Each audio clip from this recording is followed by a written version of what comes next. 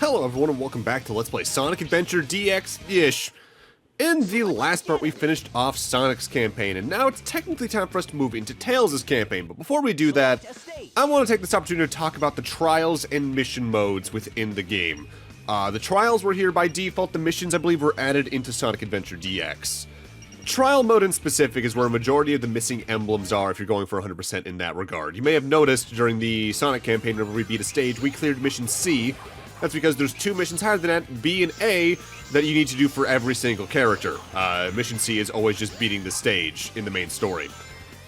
What these missions are depends on the character, but they are consistent across the character's stage set. For instance, with Sonic, level C is beating the level. Level B is beating the level with 50 rings saved up, and then level A is beating a level under a specified time limit for that specific stage. Whereas with Tails, it's beating the stage normally. Same thing, beating stage with 50 rings for B. And then A is beating Tails as a mechanic, but a harder version of it. For Knuckles, it's doing the main thing without any hints, or doing the main thing in under a minute or 2 minutes in one of the stages' case. For Amy, it's beating the level, 50 rings, time limit. Gamma, same deals. Big the Cat is the harder one with that, because it requires what his main mechanic is, but it's effectively doing the main thing, but also catching something over a certain size, namely 1,000 grams, and then the level A is catching a 2,000 gram one, and then the main thing for a stage. And then there's all the ones in the adventure fields, which I think I'm still missing a couple, but whenever I come back to this game to do that thing I was talking about where I might do a follow-up LP that's just getting all the emblems that I missed, I'll save that for then. The weirder thing comes with the minigames, because the minigames themselves each have emblems tied to them. With Sky Chase Act 1, it's beating a score of 8,000, Act 2 is a score of 10,000, and the other minigames will save that for when I eventually cover them, but then there's also ones involving the endings, which is just beating a specific story, as well as the stuff with the chows, which, again, we'll save that if I ever do that follow-up LP. Mission mode's a little funny. Again, it was added in DX. You take a character and load into their versions of the hub worlds. And then there are, I think, up to 60 cards just located throughout the areas across the 6 characters. You pick them up, you get a mission, you do it in the hub world. For instance, the first one, I believe, is to grab the statue that's in front of the burger shop and bring it over to where a certain marker is. Then there's things like popping a balloon over Mystic Ruins, getting rings in the adventure fields, cutting down weeds. Notably, there are actually Sonic X cameos across those, like a Sonic X sign. Chris Thorndike shows up there. I'll save my thoughts on the grind through that and the emblems for whenever I do that follow-up LP, though. For now, though, since we finished Sonic, we're going to be moving on to the right, towards Tails and the campaigns from there. Let's get started. Here I come, Sonic!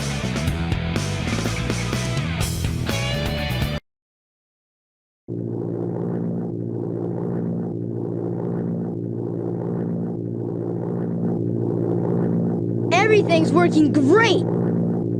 All systems go, full speed ahead!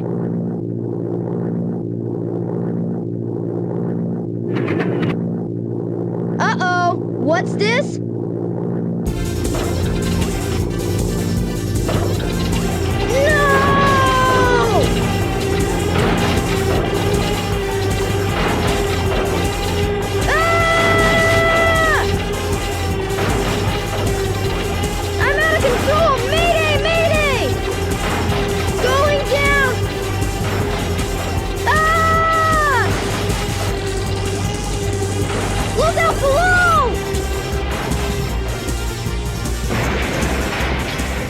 I can't tell you how tempting it was to do the fake ending joke there again.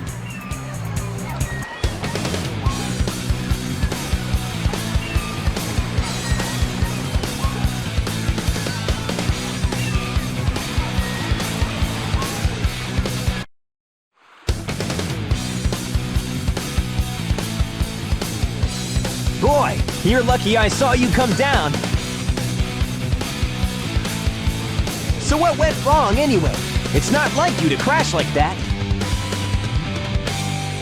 Yeah, it's just that I'm testing a new prototype power supply, and it's not fully compatible yet. You can always borrow my plane, the Tornado, if you want. Thanks, Sonic. But if I can make this work, it'll run circles around yours. Check out this power supply! It's a Chaos Emerald! No way!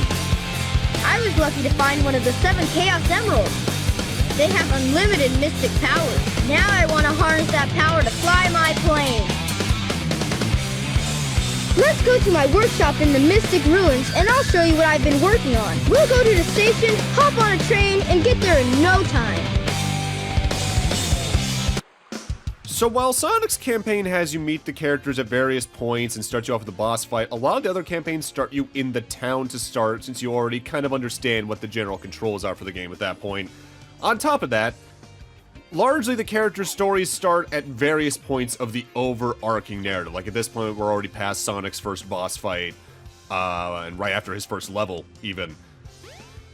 So while Sonic got the homing attack in the conversion to 3D to help his movement feel good in a 3D space while fighting enemies and boss fights, Tails is pretty directly his Genesis stuff in the conversion to 3D. You press the jump button again while jumping to activate flight mode.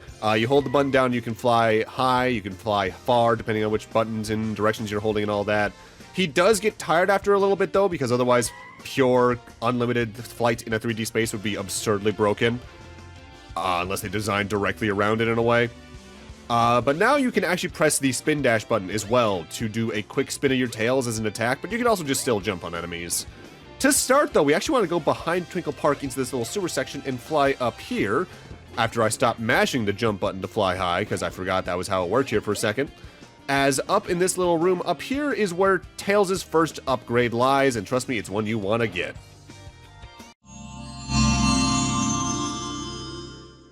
Look, it's your jet anklet. Its jet power makes you fly faster.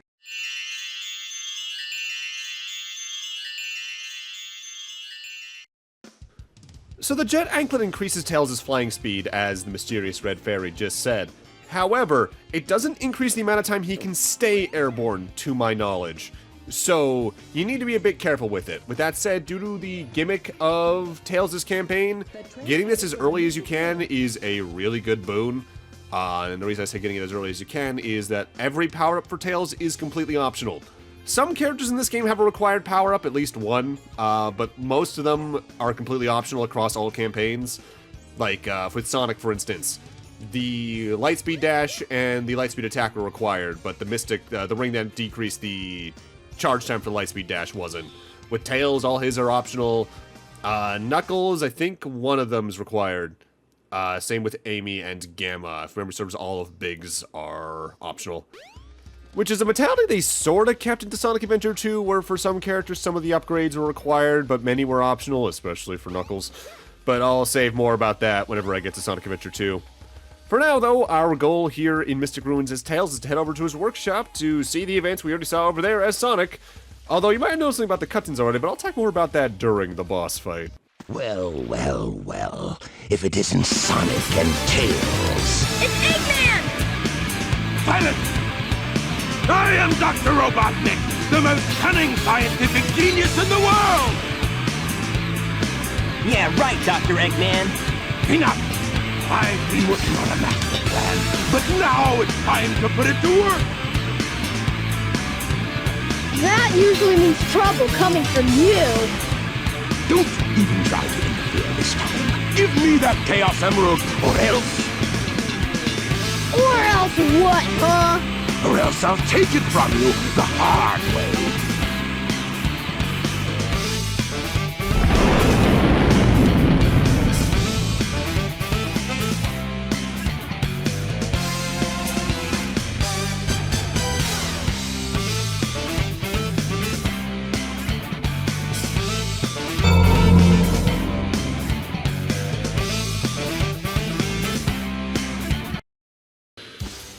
Alright, starting off with talking about the Egg Hornet.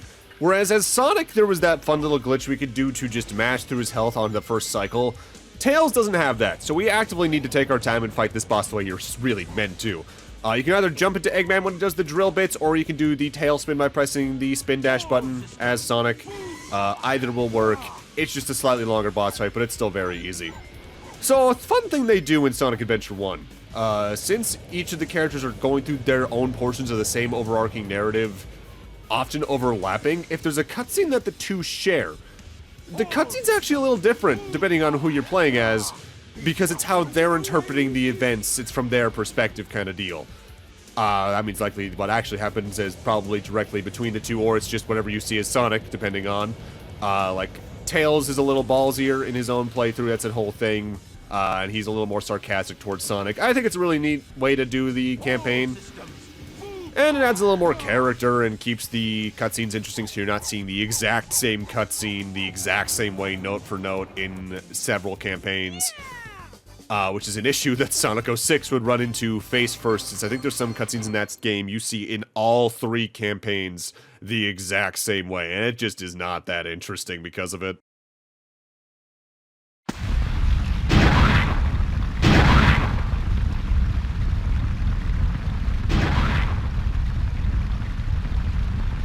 That was just too easy. Gotcha! Hey, he snagged it.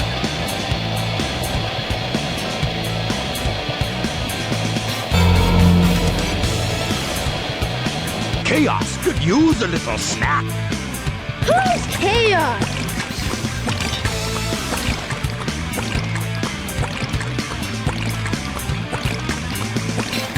That's the monster I saw the other day. Monster?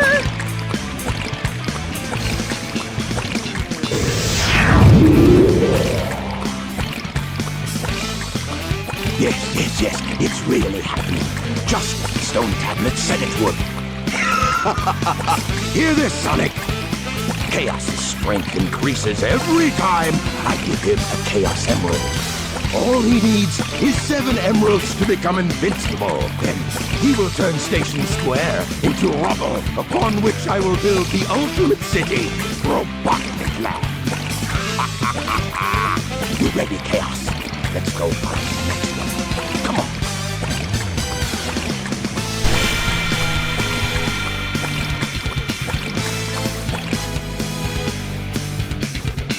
Thank goodness they're gone. Good riddance. We can't let that monster get any bigger. It could get ugly. You're right.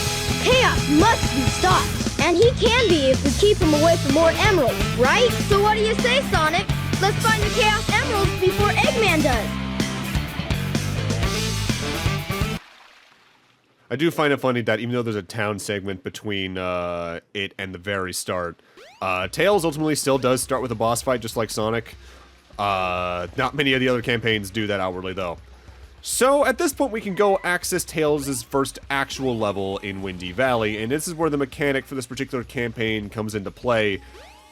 And, getting a little ahead of myself, I do like this mechanic, I just don't like the way they do it ultimately, and it leads into my thoughts for whatever a remake for this game could do. Because Tails' mechanics are largely revisiting stages we've already seen as Sonic, but now they're races against Sonic. Tails, due to his flight, can take routes that Sonic himself couldn't, as well as shortcuts. There's going to be hoops that you can fly into that are accelerator hoops that will just send you forward like a speed booster does for Sonic. You just need to reach the end of a goal before Sonic himself does. I think this is a fun way to do something with Tails while still using the current level design.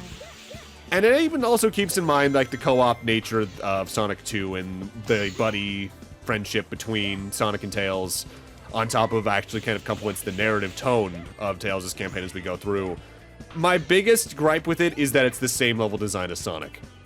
If this game ever gets like a full-scale remake, I would love if whenever they have a moment like this, where a character that's not Sonic goes to the exact same level design as Sonic, they don't. They just do an entirely new set of stage design in the same aesthetic that better fits the character's abilities all the same. I think that would have been the more interesting thing to do, albeit as Tails, I think this is ultimately fine. It's a lot of the other characters that I have this complaint about. Though it also brings into a thing you may have noticed during Sonic's campaign. Largely every single level is split into like 2 or 3 distinct sections. Like Windy Valley is the linear section at the start, it's the tornado, and then it's this. Emerald Coast is the first portion, the portion with the whale, and then the final portion at the very end. And that largely is because largely one of those sections is going to be used by another distinct character at some point across the various campaigns. In a bit of a funny way, you can look at Sonic as the Team Dark of the game, where you go through more or less every portion of a given level, whereas every other character is going to go through a shorter portion of it in some form or another.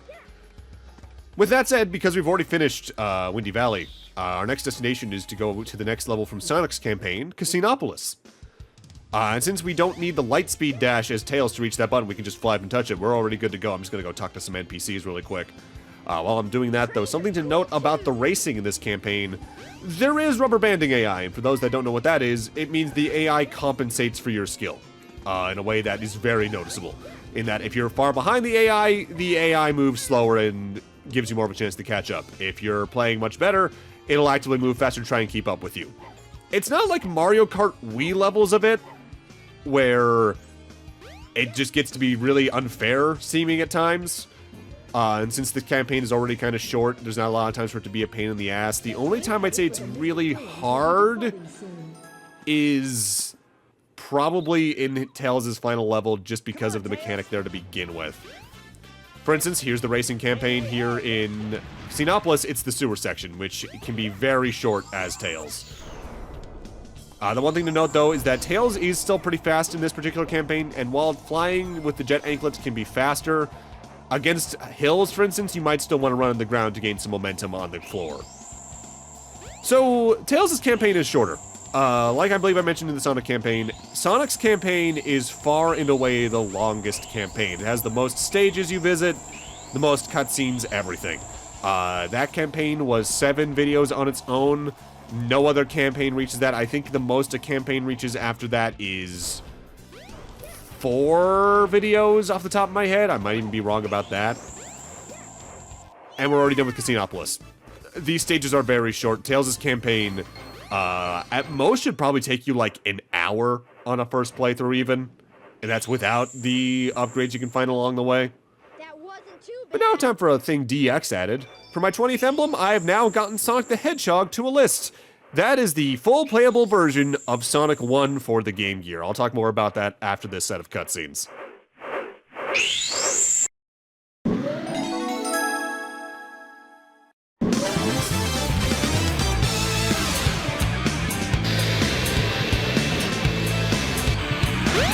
What's that? The Chaos Emerald! Get away from there! Ah! Nighty night! Eggman!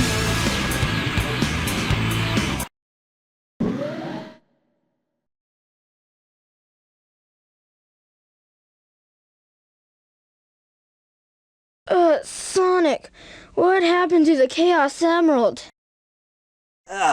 Eggman got one of them, but the other one's safe. He must be getting desperate. Now the emerald count is 2-1 and Eggman's winning. Let's get a move on. So the Game Gear games. There are 12 in total you unlock that were added into Sonic Adventure DX, and this was the first time they were re-released after their Game Gear releases, period, via Sonic Adventure DX. After this, they were later re-released on the Wii Virtual Console, as well as a couple of other Virtual Console type things moving forward.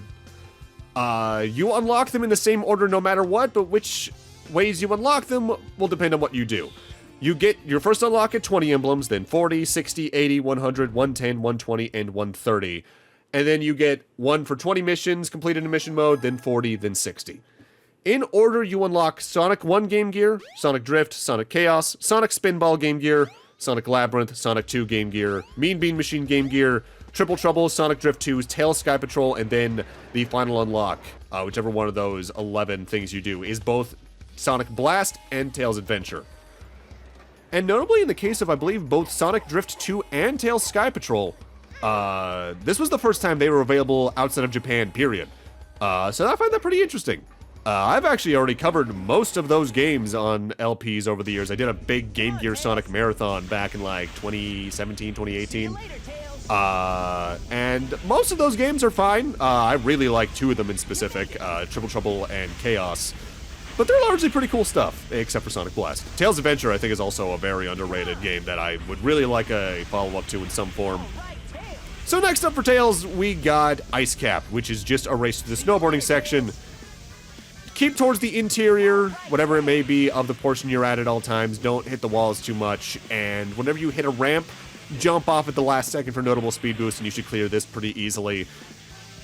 Now, from my memory, the emulation for Game Gear games present in Sonic Adventure DX is really good. But then again, it's like, it's the Game Gear. It and the Game Boy are probably the two easiest to emulate beloved gaming platforms, period. Probably easier than the NES in a lot of regards. Definitely easier than the Super Nintendo, because I don't remember really seeing many games crash in earlier Game Boy emulators compared to earlier Super Nintendo emulators. It works, and if you want to play them, hey, you can. Would probably some of the standalone releases probably be better? Probably. But ultimately, a lot of those games are so short, it doesn't really matter. I'd still appreciate that a lot, because they didn't need to do that, and that got those games into the hands of a lot of people so they could play them in some form across their lives, and probably even during their childhoods. I wish more games would do something like this, honestly. Like, it would have been really neat if, say, Super Mario 3D All-Stars, for instance, albeit there's a lot of other problems with that release, especially the whole limited time aspect of it. Say if you beat 2 of the 3 games in that, you unlocked a hidden menu that had, like, Mario Deluxe, Super Mario Land 1 and 2, maybe some of the other smaller handheld games. That would have been neat. Mind you, Sega in general has been pretty good about keeping their older games re-released in some form on modern platforms. At least for their major IPs. Stuff like Virtua Fighter usually falls through the cracks in comparison, I suppose. But with that, I'm going to need to end this off here. Thank you guys for watching, and in part 9, I believe, we actually go finish off the Tails campaign. See you guys then.